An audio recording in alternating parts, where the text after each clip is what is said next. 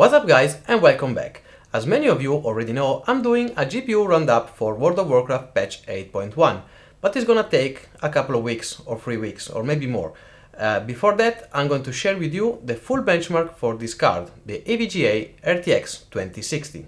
In this video, I will focus only on World of Warcraft. I didn't have the time yet to test this card with other games. So, if you want to know more about it, you should really check the video of Gamers Nexus. They went down to every bits and byte you need to know. Or, if you want to see a huge amount of benchmark, you should really check the video of Hardware Unboxed. But let's get back to us and start.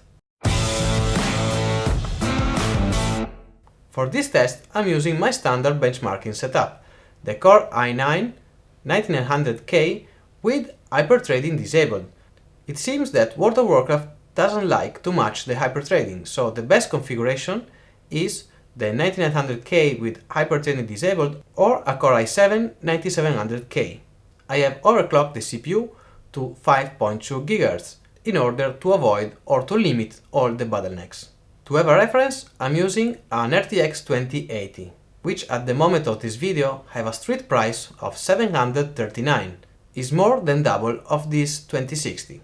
As always, the first test is about GRYPHON Run World Quest, from the lowest point in Cool Tiras to the upper point. I use this GRYPHON route because it goes straight through Boralus, which is very hard and heavy both on GPU and CPU. At 1080p, the difference is minimal, and until 4K, we don't have much of a difference. For the 4K resolution, I have as well the test with the card overclocked to see if there was a big improvement, but honestly, it is not worth it. For the dungeon test, as always, Waycrest Manor. In this part of the game, we start to notice the difference between the two cards, but if you see the average, we are talking about 156 FPS, so perfect even for high refresh rate monitors.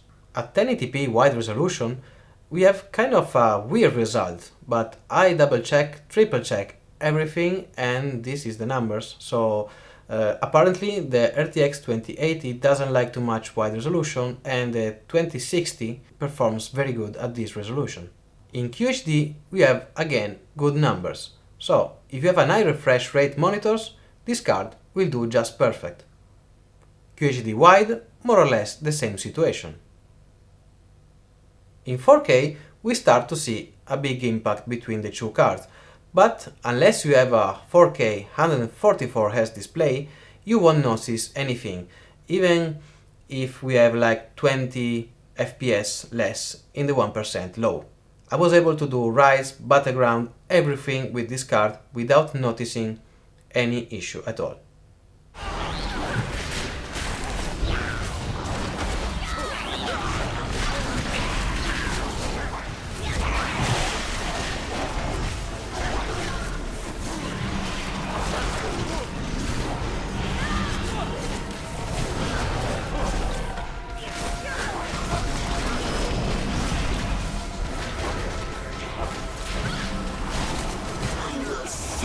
Your soul to Graptool.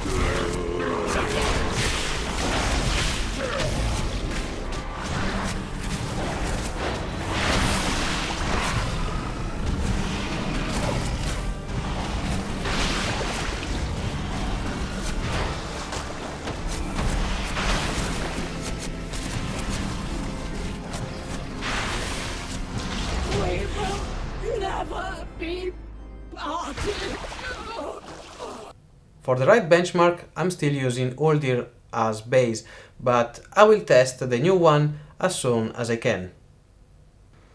At 1080p, both cards are overkilled and limited by the CPU mainly. From 96 FPS to 119 FPS in the 1% low, you really don't notice anything. 1080p wide, same situation, plenty of power to run it. QHD, the same. If you have a high refresh rate monitor, you can do it, and you won't notice any difference from one card to another. In QHD, we still have a good average, but more impact on the 1% low. It doesn't translate in a bad gameplay, because I was playing smoothly with both of the cards, but this is the result. I double checked the numbers many times, but again, to me, there's no big impact on the gameplay. In 4K, another good results. Overclocking this GPU doesn't really give you more performance, but slightly higher noise. So my suggestion is not to overclock this card. It's not worth it. One thing you can do instead is to lower the resolution with a custom setup or just from 10 to 7.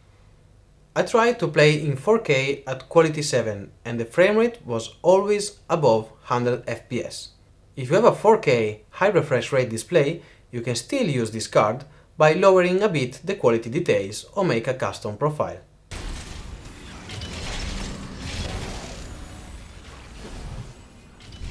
Activating Cudgel Retreat.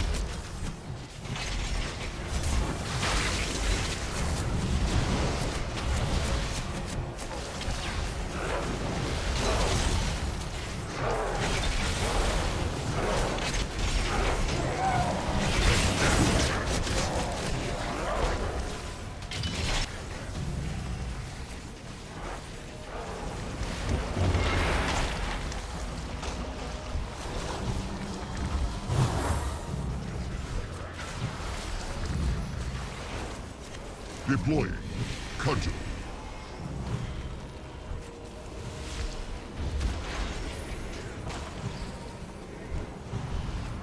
Fuel levels depleted. Just give me a second. I've Shutting accessed some down. sort of caretaker that I believe operates this facility.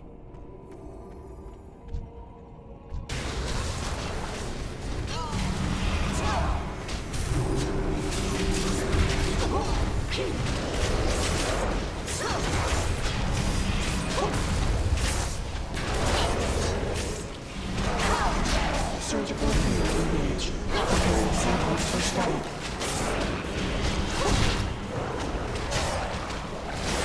Dissection protocol initiated. Transmission continuing.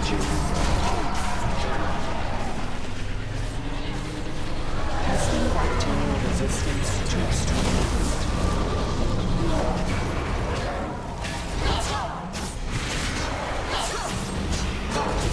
Surgical field engaged. Preparing samples for study.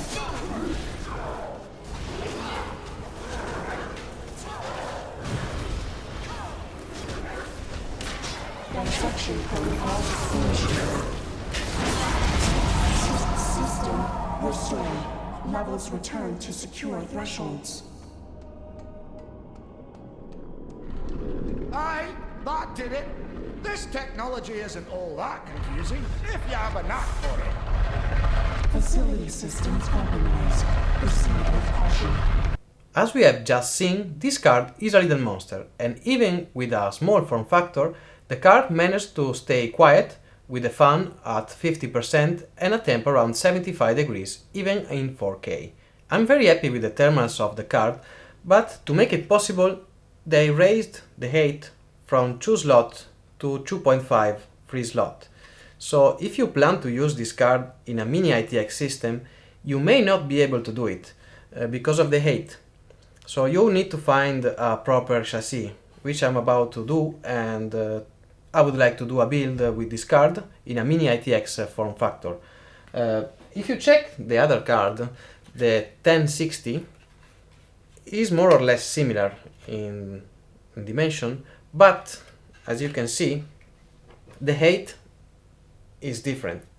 And this card, I can fit this card in every mini ITX chassis, almost every mini ITX chassis, but this one, I'm really struggling to find a mini ITX chassis that is capable of 3 slot for the GPU. So, if you're looking for a 4K capable graphics card in a compact design, this is clearly a good choice. If you want to know more about it, please let me know in the comment section, and as always, like if you like it, and see you in the next one.